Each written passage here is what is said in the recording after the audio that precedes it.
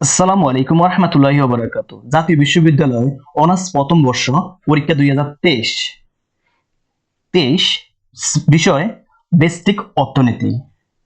প্রিয় শিক্ষার্থীগণ, অনার্স প্রথম বর্ষের শিক্ষার্থীদের জন্য তোমাদের ইতিমধ্যে একটি রুটিন প্রকাশিত হয়েছিল। 2024 সালে অক্টোবর মাসে 10 তারিখে তোমাদের পরীক্ষাটি অনুষ্ঠিত হবে। তাই আজকে আমরা একটি চূড়ান্ত সাজেশন দেখব। দেখো, এটা আমাদের ক বিভাগের জন্য আমি এখানে পাশে দেওয়া আছে অধ্যায় ভিত্তিক, তোমরা যাতে সহজে কোশ্চেনগুলো বের করে তোমরা পড়তে পারো, তাই আমাদের পাশে দেওয়া আছে অধ্যায় ভিত্তিকের লেখা দেওয়া আছে। তোমরা অধ্যায় থেকে বের করে এগুলো মুখস্থ করবা। তোমরা যদি আমার এই চ্যানেলের ভিডিওটা দেখে থাকো ইউটিউব চ্যানেলটা অবশ্যই সাবস্ক্রাইব করবা, আর যদি ফেসবুক পেজে দেখে থাকো অবশ্যই পেজটাকে ফলো করবা। প্রিয় শিক্ষার্থীগণ, আর তোমার বন্ধুকে অবশ্যই শেয়ার করে সহযোগিতা করবা। প্রিয় শিক্ষার্থীগণ, দেখো এগুলো হচ্ছে আমাদের ক বিভাগে। তোমরা ভিডিওটা সম্পূর্ণ দেখার জন্য চেষ্টা করবা। ভিডিওর মধ্যে আমি অনেকগুলো কথা বলি, তা তোমার দরকারি আমি মনে করি। তোমার এই সবচেয়ে গুরুত্বপূর্ণ যে কথাগুলো এগুলো বলার চেষ্টা করি। তোমরা ভিডিওটা সেভ করে রাখবা। সেভ করে রাখলে কি হবে, তোমরা ভিডিওটা দেখি বইয়ের সাথে দাগে রাখবা।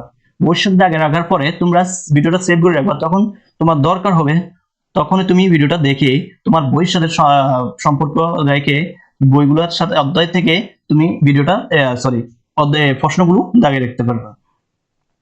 দেখো এগুলো হচ্ছে আমাদের ক প্রশ্ন, ক বিভাগের জন্য। এগুলো হচ্ছে আমাদের ক বিভাগের জন্য। আর দেখো এখানে 38টা দেওয়া আছে ক বিভাগের জন্য। তারপর আমাদের খ এবং ঘ বিভাগের জন্য কিছু সাজেশন দেওয়া আছে। দেখো আমাদের বেসিক অর্থনীতির সবচেয়ে গুরুত্বপূর্ণ অধ্যায় হচ্ছে প্রথম অধ্যায় এবং দ্বিতীয় অধ্যায়। দ্বিতীয় অধ্যায় না, আমাদের প্রথম অধ্যায় থেকে সবচেয়ে কোশ্চেন বেশি আসে থাকে। তোমরা প্রথম অধ্যায়টা ভালোভাবে শিখবা। এগুলো হচ্ছে আমাদের খ এবং ঘ বিভাগের জন্য। তোমরা একটু অধ্যায় থেকে কোশ্চেন গুলো বের করে দাগিয়ে রাখবা, যাতে তোমাদের পড়ার সহজ হয়। এটা আমাদের চূড়ান্ত সাজেশন। তোমরা ভিডিওটা অবশ্যই ভালোভাবে দেখবা। আর একটা সাজেশন দেওয়া হবে,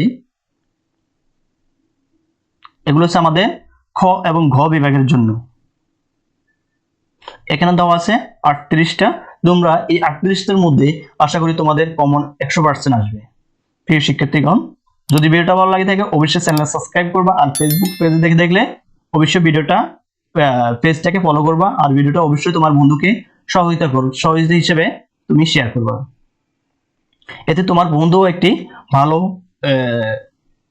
সাজেশন দেখতে পারবে।